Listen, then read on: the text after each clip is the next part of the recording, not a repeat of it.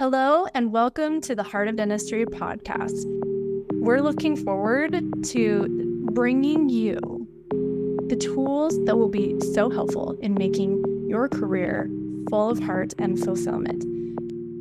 Welcome to the Heart of Dentistry podcast, where we are taking the ache out and putting the heart back into dentistry.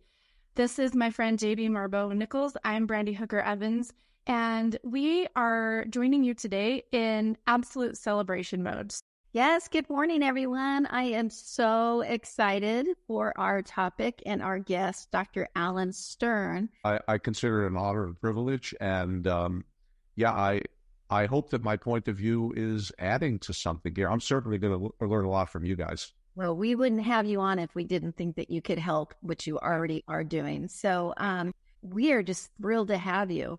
And so why don't you go ahead and start us off on the topic that you have chosen to help our viewers and listeners?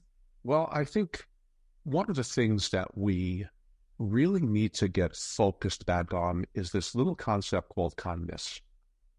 And there's a four-letter word that we use in New Jersey. Now, look out, ladies. It's a four-letter word in New Jersey. Love. It's in New Jersey. Oh, yeah. Lots of four-letter words in New Jersey, but love is a big one. And I think sometimes we get so lost in doing our clinical thing and trying to almost beating our heads against the wall, trying to make life better for people, that we forget people. There's something attached to that periodontal ligament and to that enamel and dentin, and that biofilm is affecting something called a human being. And, Brene Brown talks about this, that man has an irreducible need for love and belonging. Mm-hmm. And in a world that is depersonalizing and commoditizing and digitizing and dehumanizing, I think the one thing that's a critical essential for the future of this profession is love in your heart. I love that. With loving kindness to our imperfect best, for every human being we encounter, beginning with ourselves, I think this thing called burnout and this thing called frustration will never go away, but the temperature is going to go way down and we can have a fulfilling career. Yeah. Where does this begin? I think it begins with ourselves. And I think we need to be gracious to ourselves. Because you know what, Brandi? Sometimes you're going to leave a piece of calculus subjectively. It's going to happen. No, not Brandi. Well, she is one of the best daggone hygienists in existence today. And Brandi, I'm sorry, you're not perfect. Get over it. Exactly. And ladies out there, particularly assistants and hygienists in the world, the docs aren't perfect either. And sometimes you may need to help them get over it. Mm-hmm. It's okay. We need to forgive ourselves. We need to approach ourselves as caring, loving, well-trained, well-intended professionals. And we're designed to be very good and never perfect. That are practicing. Yes. This is a dental hygiene, a dentistry, a living as a man or woman in 2024. Practice. Yes, exactly. So step one, Brandi and Jamie, is to allow ourselves that little bit of slack, that little bit of grace, that if the root canal is a 0.5 millimeter short, or there's a little piece of subgingival calc, or if the margin isn't perfect this one time, the world's not coming to an end. We can fix it. It's okay. Yeah, we have the tools. Yeah. And it's maybe even good, Alan. I feel very, very strongly that when you're working together with the team, this is an opportunity to join one another's genius, So the dentist that I work with in Thor is left-handed. And so if I have a spot that is just like not doing it for me, I'll go and grab him and be like, Aaron, I need your left-handedness. Could you come and sit down for a minute? And I don't know about that distal of 14. It does not feel good to me. And so it's not that I wasn't good enough to get the distal of 14. It's that he has a different perspective and approach, and you can apply that to emotional, not just clinically, to aid in that moment. So rather than just sticking with it and I can do it myself and I'll do whatever it takes to just get this by myself, it's Dr. Evans.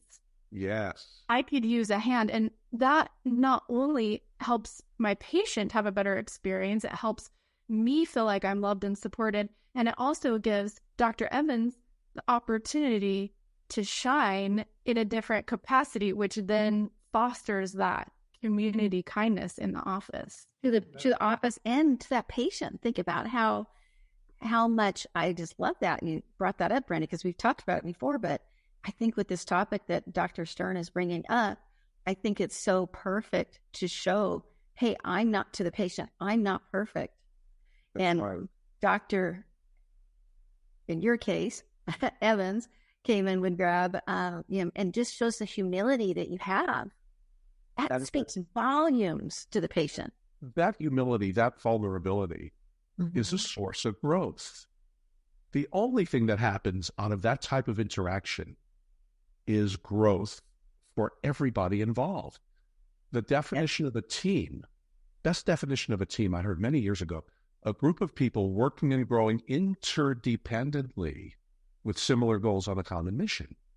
We are interdependent. Nobody does everything themselves. Nobody. No. And if we love ourselves enough to understand that, life gets good. So it starts first within ourselves. I'm sorry, Brandi. You were saying it first starts with loving ourselves. Mm-hmm. And giving ourselves a little grace. Yes. Right? And so what is the second? Because you were about to go. Let's move this outward now. Let's move it out toward that human being on the other side of the desk or the other side of the instruments. Because you know what? We treat 3 very vulnerable body parts.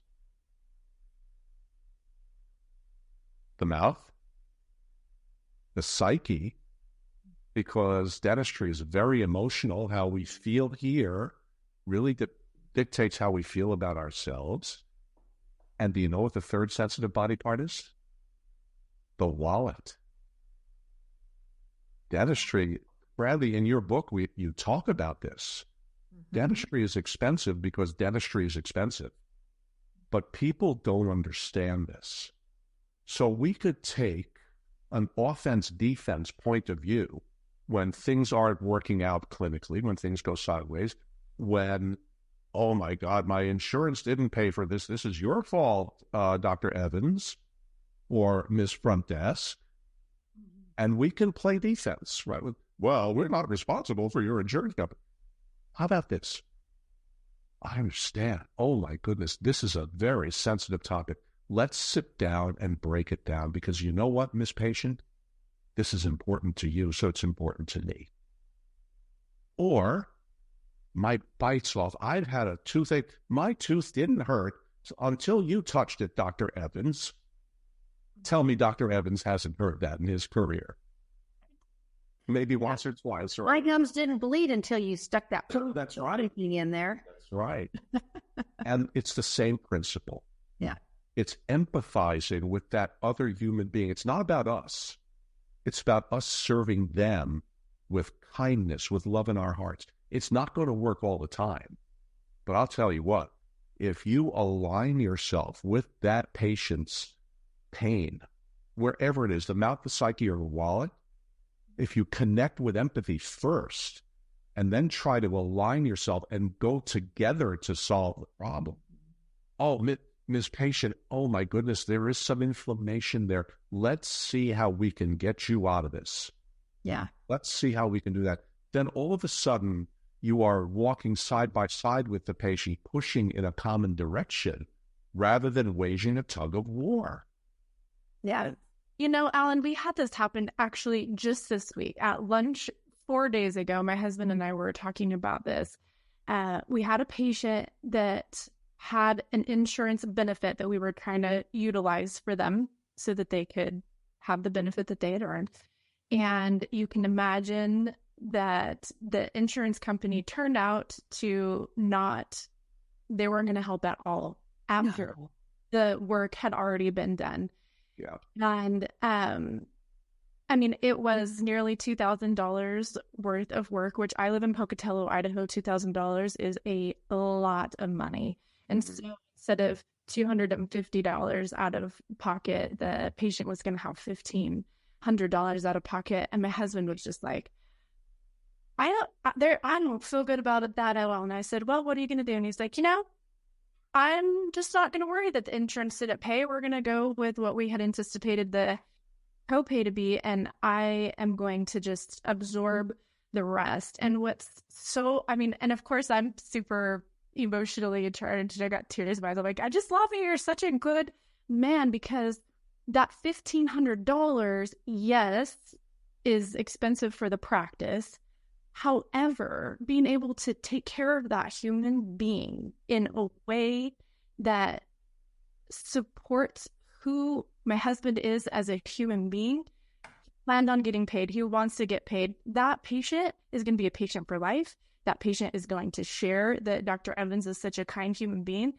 And when the obituary comes out for my husband, no one's going to care about that $1,500 that he got, but people are going to remember that he served in that capacity, whether or not his bottom line got better or not that day. And that's priceless, in my opinion. And people who serve that way aren't burnt out. They might get tired. They might need a vacation every now and again, but they're not burnt out. Yeah. Yeah. And, the other thing, Janie and Brandi, it doesn't work 100% of the time.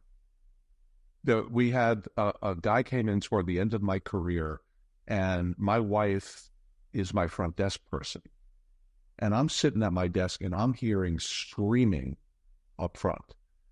And that never happens. You guys know me pretty well, but the only screaming is that when they yell at me for telling a bad joke, and that happened a lot. But this guy was ready to rip my wife's head off. And I did everything. It was an insurance misunderstanding, as usual. And I had to shut him down. And I had to be a little more forceful. I had to be a little Jersey with him, which I'm never do that. But and it was over $300. Yeah. And I said, just go, don't worry about it. And we did it totally above board. We refunded the insurance money also, because we didn't want to be accused of accepting insurance fraudulently. We gave the whole daggone thing back because we didn't even want the appearance of impropriety. And I love that. Mean enough to us. I was going to ask you, because even though we want to lead with kindness and we want to always do the best we can, I'm glad you brought up that it doesn't always work out. Some people just don't understand that language, right? And so I give my clients who I consult permission to choose who they're going to be serving and being kind to and who they're not. Yeah. So we actually have a grading system of an A, B, and a C. And the A patients get the primo time slots. They say, well, how do we grade them? It feels so yucky to have to grade them if they're a C or not. And I was like, are they kind and they're respectful to you as you are to them? Do they say yes to your treatment plans and to what you recommend? It doesn't mean they have to bend over backwards and not ask questions. That's not it. But when they have questions, are they respectful, right? And not accusatory. And have they had, let's give them one or two strikes, okay. But if they are constantly causing your team grief and or disrespect, like what happened with your wife, I say they're a C patient, and you don't have to put up with that. You don't have to tolerate that. You agree with that statement, right? Oh, absolutely. But the really cool thing is when you approach all of them with initial kindness, even if it goes south on you, you know in your soul that you have done everything the very best you could, living by your own principles. Yes. There are people we cannot treat. There are people who will not appreciate us. And appreciation goes beyond dollars and cents. It's an attitude.